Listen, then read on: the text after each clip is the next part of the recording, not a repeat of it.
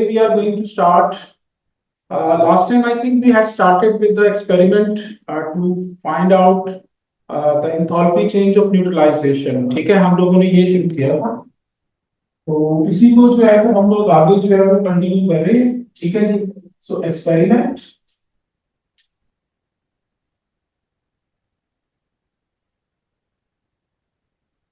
for enthalpy change of neutralization. अच्छा मेरे बच्चों, मैंने आपको बताया था कि न्यूट्रलाइजेशन का एक्सपेरिमेंट जब भी आप लोगों ने करना है, या न्यूट्रलाइजेशन एसिड और बेस ये दोनों आपस में जो है वो रिएक्ट करते हैं. तो whenever you want to do the experiment for neutralization, तो उसमें आपको कुछ चीजें जो हैं वो सपोज करनी पड़ती हैं. पहली चीज, you always have to do the experiment in the particular container which is called as the polystyrene cup. ठीक है, polystyrene cup की हम लोग हीट कंडक्टिविटी को जीरो मानते हैं, या उसको कहते हैं कि वो बिल्कुल नेग्लिजिबल है, ना होने के बराबर है. The second thing, we suppose that is actually the total volume of the acid and base that would form the total grams. यानी अगर आपके पास टोटल वॉल्यूम ऑफ एसिड और बेस जो है वो 100 cm³ है, ठीक है, तो टोटल जो मास बनेगा वो 100 ग्राम बनेगा. और तीसरी चीज मैंने आप लोगों को बताई थी कि आप लोगों ने हीट कंडक्ट सॉरी जो स्पेसिफिक हीट कैपेसिटी है वाटर की, वो आप लोगों ने जो है वो सपोज करनी है. दैट इज 4.18 और it is also called as the 4.2. ये मैं आप लोगों को लास्ट टाइम लिखवा चुका हूँ. आज हम लोग जो है वो एक्सपेरिमेंट करने जा रहे हैं. सबसे पहले आप लोगों ने क्या करना है, एक 100 cm³ जो है वो मेलिंग सिलेंडर लेने. So this is the measuring cylinder. So measuring cylinder, and this measuring cylinder my dear, that is of the total volume 100 cm³. it can be a 100 cm³ volume. so what you are supposed to do, इसके अंदर जो है वो आप लोग 60 cm³, ठीक है जी, इसमें जो है वो आप लोगों ने डाल देना है सोडियम हाइड्रोक्साइड. ठीक है जी, और इसकी जो कंसंट्रेशन है, कंसंट्रेशन सोडियम हाइड्रोक्साइड की, दैट इज 1.5 मोल पर dm³. ठीक है जी, ये इसकी कंसंट्रेशन है सोडियम हाइड्रोक्साइड की. ठीक है, so this is the first thing that you have to measure. 60 cm³ of sodium hydroxide of concentration 1.5 mole per dm³, ठीक है, इन 100 cm³ boiling cylinder. ठीक है जी. उसके बाद आप लोगों ने क्या करना है, एक ले लेना है polystyrene cup. So this is the polystyrene cup, polystyrene cup. ठीक है जी. इस पॉलीस्टाइरीन कप के अंदर आपने इसको जो है वो ट्रांसफर कर देना है यहाँ पे.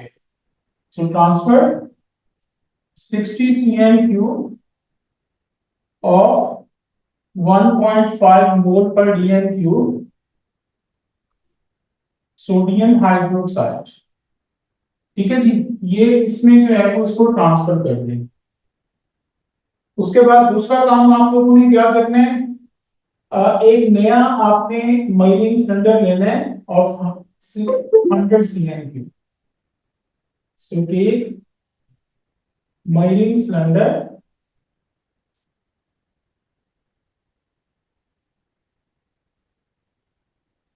Of 100 cm³.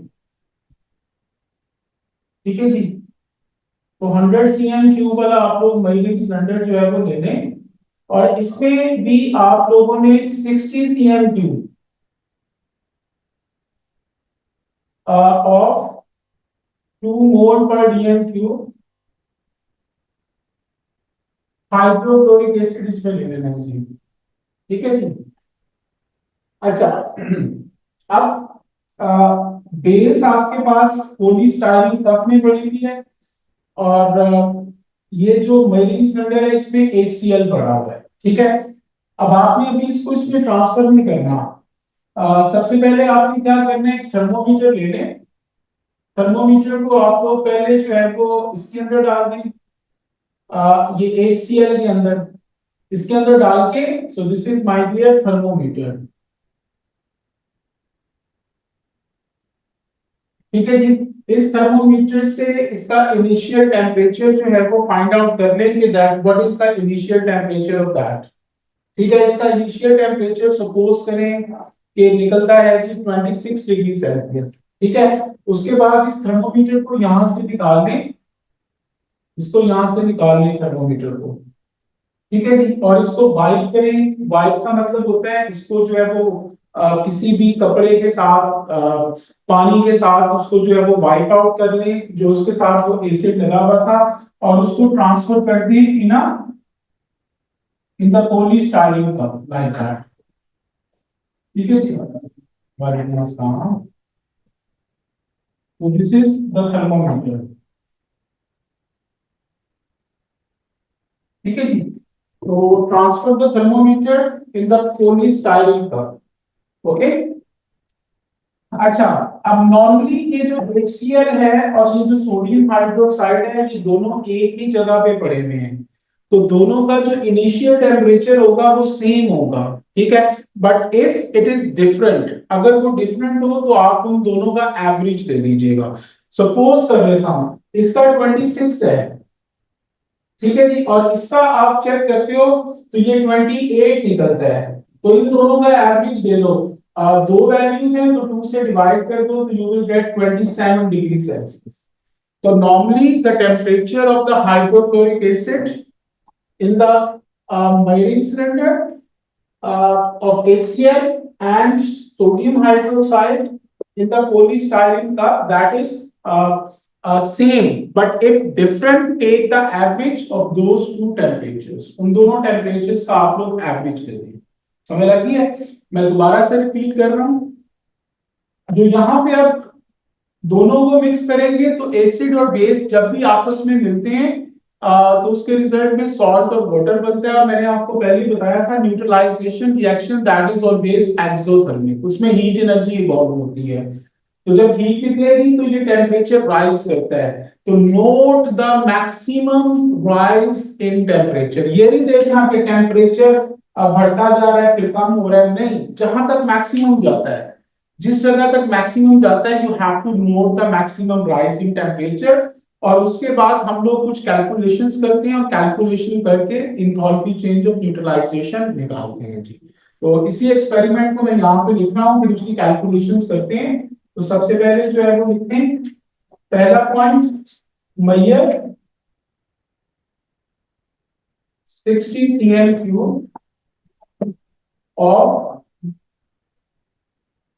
1.5 mole per dm³ sodium hydroxide in 100 cm³ marine cylinder। ठीक है जी। दूसरा point, transfer it in a polystyrene cup. ठीक है जी, इसको पॉलीस्टाइरीन कप में जो है वो ट्रांसफर करते हैं। तो third point my dear, measure 60 cm³ of 2 mole per dm³ hydrochloric acid in another 100 cm³ marine cylinder।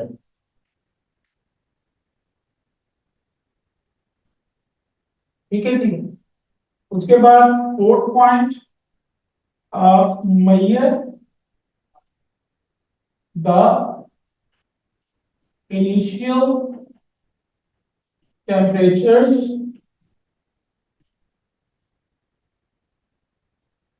of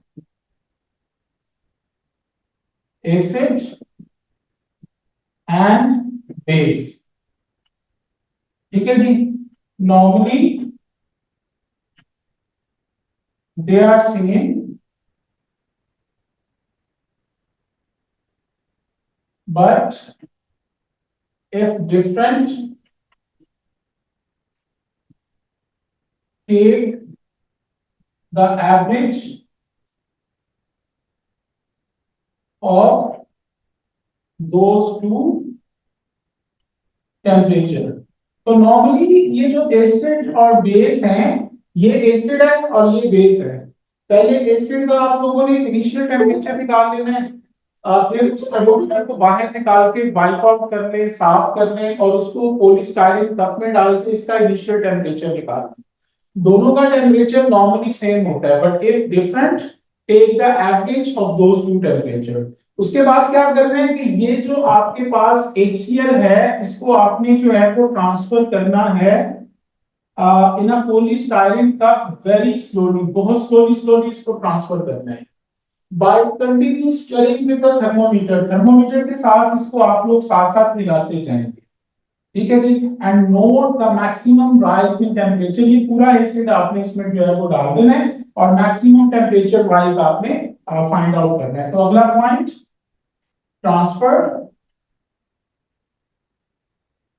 the HCl in polystyrene cup by very slowly by continuous stirring with thermometer, ठीक है जी। और आखिरी point, note the maximum rise in temperature.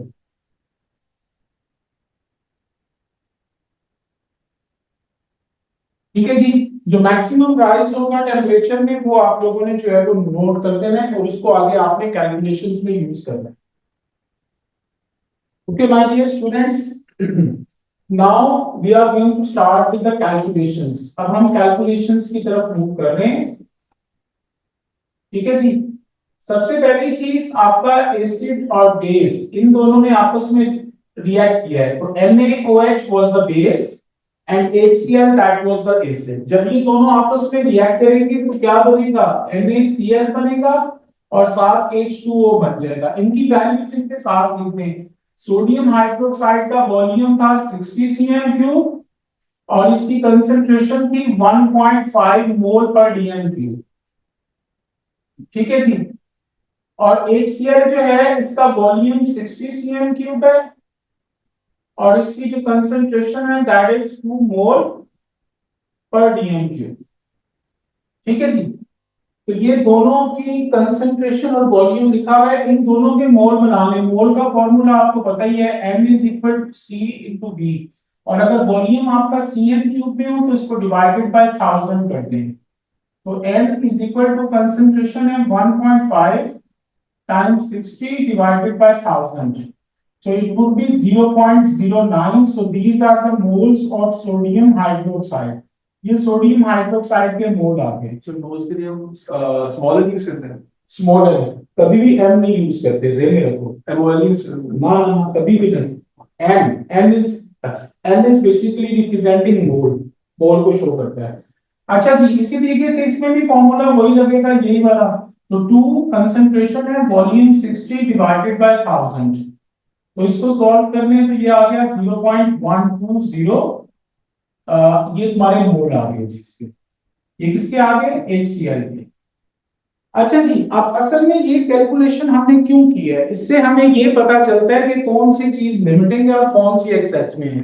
Any one of you को tell me कि कौन सा limiting है कौन सा एक्सेस में है इसमें। NaOH लिमिटिंग है, NaOH लिमिटिंग है और ये वाली चीज एक्सेस में है। तो याद रखें कि जो लिमिटिंग चीज होती है this is the limiting thing, तो इसको हमने अपनी अगली कैलकुलेशंस में यूज करना है, ये पहली चीज ध्यान में रखना है। ठीक है, तो हमें असल में दोनों चीजों के मोल्स निकाल के चेक करने हैं कि कौन से लिमिटिंग है और कौन से एक्सेस में है। लिमिटिंग के जो मोल्स हैं वो हमारी अगली कैलकुलेशन में यूज होंगे। अब जब भी हम लोग इंथैल्पी चेंज निकालते हैं तो उसका स्टार्टिंग फॉर्मूला यही होता है, Q is equal to m c delta theta या डेल्टा टी। ठीक है, m का मतलब मास होता है। मैंने आपको लास्ट टाइम बताया था कि मास आप लोगों को तो नहीं गिवन, यहाँ पे वॉल्यूम्स गिवन है। तो आप लोगों ने जो टोटल वॉल्यूम है एसिड और बेस का उसको ऐड कर लें, ठीक है, और उसको ग्राम के इक्वल कर ले। 1 cm cube that is equal to 1 gram, ये हम लोगों ने सपोज किया हुआ था। तो ये टोटल वॉल्यूम कितना बन रहा है, 120 cm क्यूब। ठीक है, तो ये 120 ग्राम हो जाएगा। तो 120 लिख दे। एक और चीज, एक और छोटी सी चीज, यहाँ पे देखें कि आपका जो टेम्परेचर है वो राइज हो रहा है, maximum rise in temperature. Temperature rise हो तो एक्सोथर्मिक रिएक्शन होता है, यहाँ पे नेगेटिव आप लोग खुद से लगा देते हो। तो नेगेटिव, ये 120 सी की वैल्यू कितनी आ गई, 4.18 या 4.2। और delta theta rise in temperature, हम लोग यहाँ पे सपोज कर लेते हैं, सपोज कि ये जो एक्सपेरिमेंट है इसमें राइज इन टेम्परेचर जो हुआ है, ठीक है, दैट इज 10.1 डिग्री सेल्सियस। इतना टेम्परेचर राइज हुआ है, यानी टेम्परेचर का डिफरेंस इतना आया है। यानी स्टार्ट में टेम्परेचर सपोज करें कि 30 डिग्री सेल्सियस था, और जब हमने वो चेक किया कि कितना मैक्सिमम राइज होता है तो 40.1 तक मैक्सिमम गया। तो इसका मतलब है 10.1 डिग्री सेल्सियस राइज हुआ है। तो यहाँ पे 10.1 लिख लें। अब इसको सॉल्व करके मुझे बताएं कि ये क्या आंसर आता है। 5090.4 5090.4। तो ये आप लोगों का, ठीक है, माइनस का साइन साफ लगाएंगे कुछ। तो this is my dear, this is the value in joules. ठीक है, अब इसको 1000 से आप लोग डिवाइड कर दो, तो this value would change into kilojoule. तो ये क्या बन गई, माइनस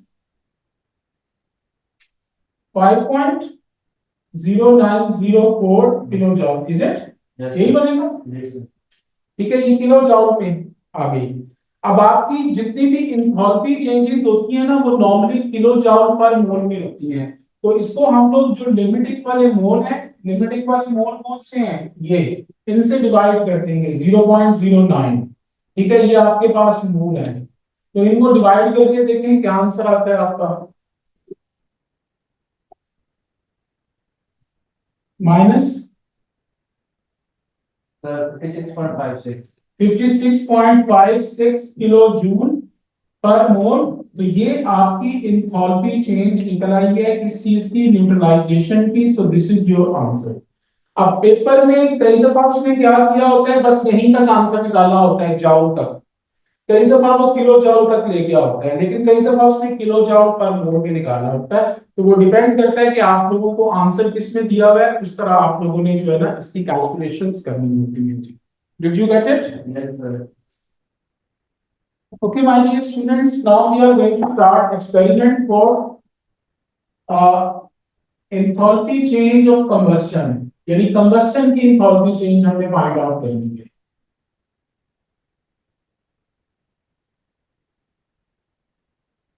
कितने हैं इस तरह के? बस ये दो है, ये वाले दो एक्सपेरिमेंट है। ये तुम लोगों के एटीपी में प्रैक्टिकल में भी काम आएंगे ये बल्कि इसने एक बार का किया था उसमें काम आते हैं ये चीजें। तो लेकिन ये आपको आएंगी क्योंकि इसमें से पास पेपर के क्वेश्चन आते हैं, that is why we have done it. अच्छा जी, कंबस्टन में क्या करते हैं हम लोग, एक बीकर ले लेते हैं जी। बीकर किसी भी चीज का बना हो सकता है, नॉर्मली ग्लास का बीकर ले लेते हैं और इसमें हम लोग वाटर डाल देते हैं जी।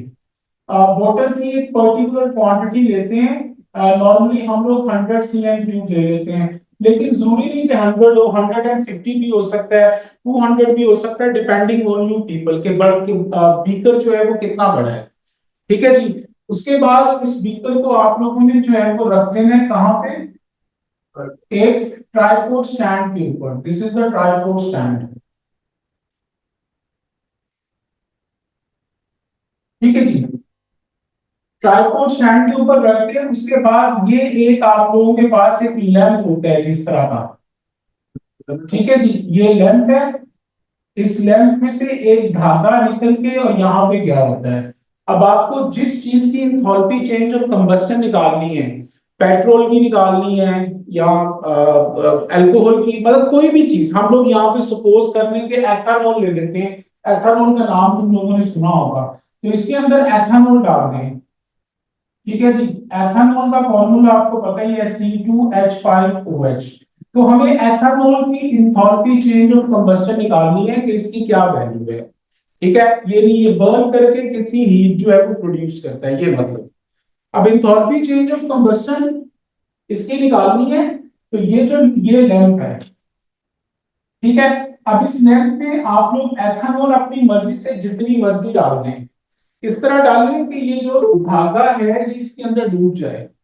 धागे की खासियत होती है कि वो लिक्विड को सक करके और वो लिक्विड को ऊपर तक जो है ना लेके आता है। हम लोगों ने इनिशियली क्या करते हैं कि ये जो एथानॉल और लैंप है इसका इनिशियल मास ले लें, यानी initial mass of lamp plus ethanol, ठीक है जी। सपोज करें वो 4.6 ग्राम है, ठीक है जी, ये हमने नोट कर लिया।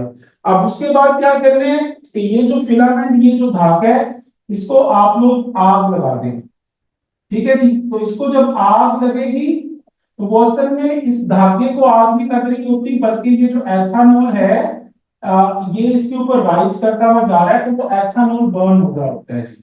और इसके अंदर तुम लोगों ने एक थर्मोमीटर जो है वो पहले से रखा हुआ है, जिसने इसका इनिशियल टेम्परेचर हमें बता दिया है कि ये पानी का इनिशियल टेम्परेचर जो है वो कितना है, ठीक है। तो वो आप लोगों ने फाइंड आउट कर लेना है। So this is the thermometer. ये अभी आग लगाने से पहले इसका इनिशियल टेम्परेचर नोट कर लें, ठीक है जी, और इसको आग लगा के थर्मोमीटर से इसको जो है ना साथ साथ स्टर ही करते जाएं, हिलाते जाएं, ताकि ये जो हीट एक जगह पे पड़ रही है वो सारी कंटिन्यूसली जो है ना वो इक्वली डिस्ट्रीब्यूट हो जाए, ठीक है। उसके बाद तुम लोगों ने अपनी मर्जी से, ये तुम्हारी मर्जी है, तुम लोग एक मर्जी से टेम्परेचर राइज करवा लो। ये नहीं कि उसको बॉयल करना है, नहीं, जितना मर्जी।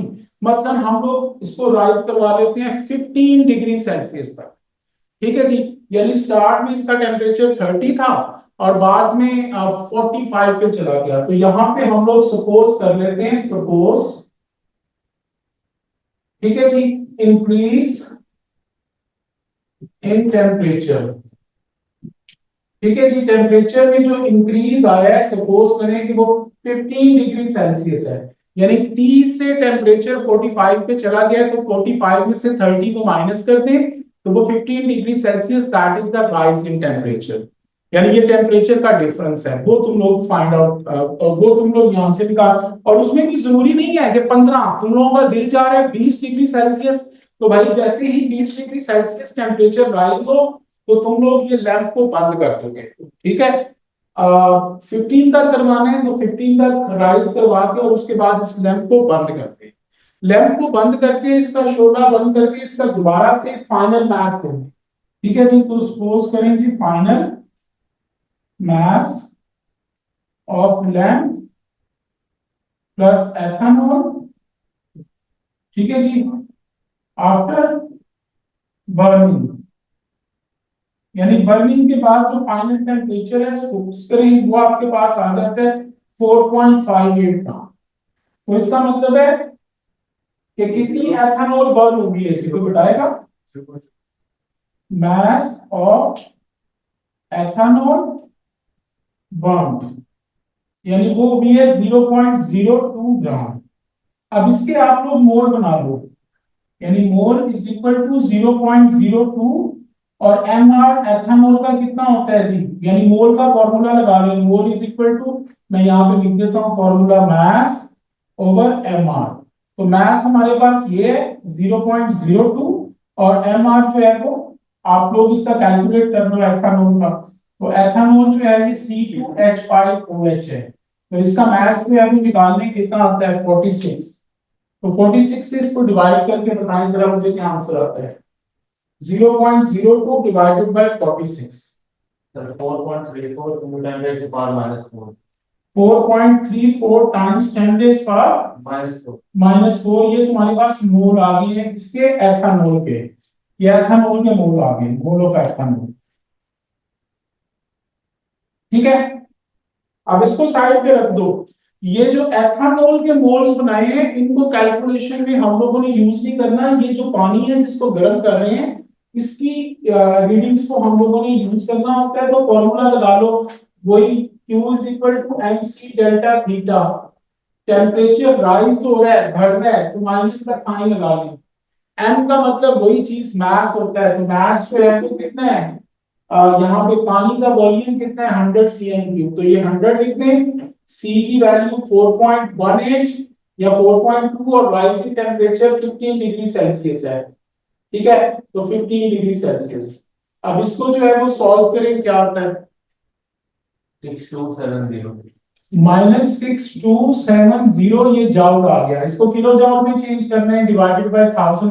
कई दफा मैं फिर बता रहा हूँ, पास पेपर में कई दफा वो यहीं तक आपको सिर्फ कैलकुलेट करवाता है, जाउल तक। कई दफा वो किलो जाउल तक लेके जाता है और कई दफा किलो जाउल पर मोल तक लेके जाता है। तो वो तीनों चीजें जेल में रख के तुम लोगों ने क्वेश्चन को सॉल्व करना है। तो ये करें जरा, क्या आता है, -6.270 किलो जाउल आ गया। अब उसके बाद जो आप लोग मोल बना चुके हो, मोल कितने बने हैं एथेनॉल के जो बर्न हुए हैं, 4.34 टाइम्स 10 रेज़ पावर -4, ये मोल है। तो इसको सॉल्व करके बताएं क्या आता है।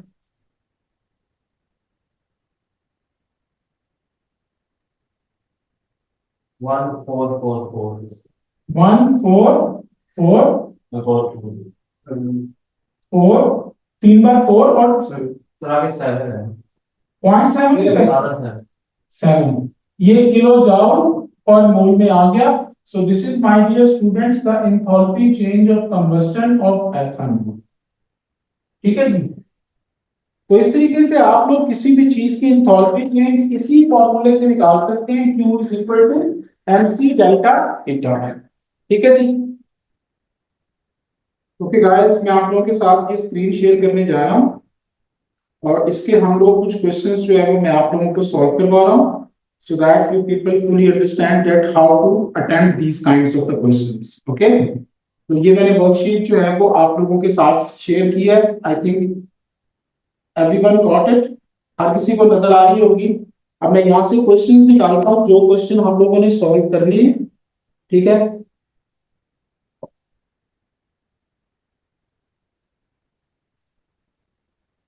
मैं आप लोगों को बाद में बता दूंगा कि कौन कौन से क्वेश्चंस आप लोग घर से इसको सॉल्व कीजिएगा और फिर जो है ना उसको हम लोग डिस्कस भी कर लेंगे। एक क्वेश्चन नंबर 60 हम लोग अभी करने जा रहे हैं, तो देखते जाएं इस क्वेश्चन को। Question number 60।